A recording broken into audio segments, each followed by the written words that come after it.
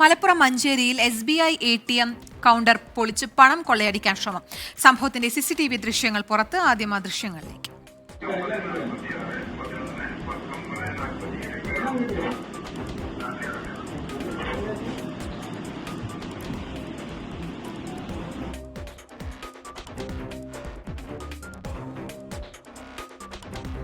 Vipin C വിജയനുണ്ട് കൂടുതൽ വിശദാംശങ്ങളുമായി. വിപിൻ, ഈ ഹെൽമെറ്റിലാണല്ലോ ഇയാൾ വരുന്നത്. ഇതിനകം ഈ പ്രതിയെ പിടികൂടാനായിട്ടുണ്ടോ?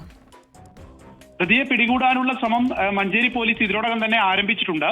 ഇന്ന് പുലർച്ചെയാണ് ATM കൊള്ളയടിക്കാനുള്ള ശ്രമം മഞ്ചേരിയിൽ നടന്നത്. മഞ്ചേരി ഇന്ത്യൻ മാളിന് അടുത്തുള്ള SBIയുടെ ATM കൗണ്ടറാണ് കൊള്ളയടിക്കാനുള്ള ശ്രമം നടന്നത്. ഹെൽമെറ്റ് ധരിച്ചിട്ടുള്ള ആൾ അകത്തേക്ക് കയറുന്നതിന്റെ CCTV ദൃശ്യങ്ങളാണ് ലഭിച്ചിരിക്കുന്നത്. ഇവരെത്തിയിരിക്കുന്നത് ബൈക്കിലാണ്. രണ്ടുപേരുണ്ടെന്നാണ് ഇപ്പോഴത്തെ നിഗമനം. അതിൽ ഒരാൾ അകത്തേക്ക് കയറുകയും ഈ കൗണ്ടർ പൊളിക്കാനാണ് ശ്രമിച്ചത്. പണമുള്ള മെഷീൻ തകർക്കാൻ ശ്രമിക്കുന്നുണ്ടെങ്കിലും അതിന് സാധിച്ചിട്ടില്ല. അങ്ങനെ പണം ഇത് നഷ്ടപ്പെട്ടിട്ടില്ല എങ്കിലും ഇതിലെ അന്വേഷണം ഇതിനോടകം തന്നെ പോലീസ് ആരംഭിച്ചിട്ടുണ്ട്. കീർത്തന,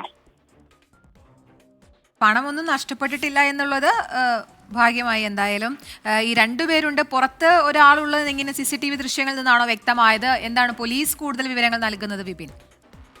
അതെ, ഇവർ ബൈക്കിലാണ് പ്രദേശത്തേക്ക് അവിടേക്ക് എത്തിയിട്ടുള്ളത്. ഒരു പുലർച്ചെ സമയത്താണ് എത്തിയിരിക്കുന്നത്.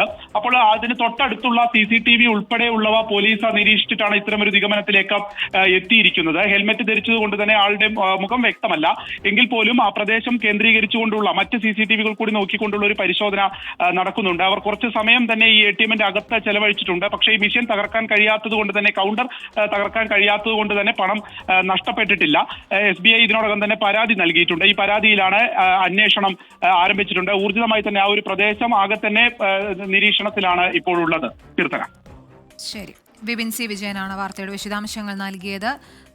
കുറച്ചധിക സമയം അതിനുള്ളിൽ ചെലവഴിച്ചുവെങ്കിൽ കൂടി കൗണ്ടർ പൊളിച്ച് പണമെടുക്കാനൊന്നും സാധിച്ചിട്ടില്ല. രണ്ടുപേരുണ്ടായിരുന്നു. അപ്പോൾ എന്തായാലും SBI പരാതി നൽകിയിട്ടുണ്ട്. അതിന്മേൽ അന്വേഷണം പുരോഗമിക്കുകയാണ്. ഉടൻ തന്നെ പ്രതികളെ പിടികൂടുമെന്ന് വിചാരിക്കാം. വിപിനാണ് മലപ്പുറത്ത് നിന്നുള്ള വിശദാംശങ്ങൾ നൽകിയത്.